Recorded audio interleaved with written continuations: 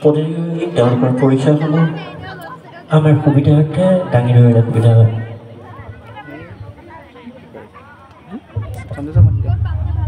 আমাৰ ঘোষকগৰাকীক মঞ্চত বিচাৰিছোঁ, তেওঁলোকৰ পৰিচয়খিনি আমাৰ সুবিধাৰ্থে প্ৰদান কৰিব।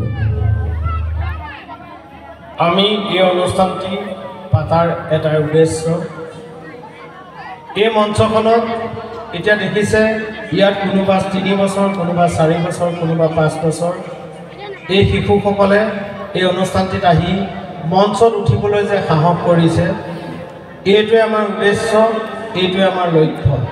এনেকৈ আমি শিল্পী সৃষ্টি কৰিম, এনেকৈ জামুগুৰি গাঁৱৰ সন্মান আমি অটুট ৰাখিম।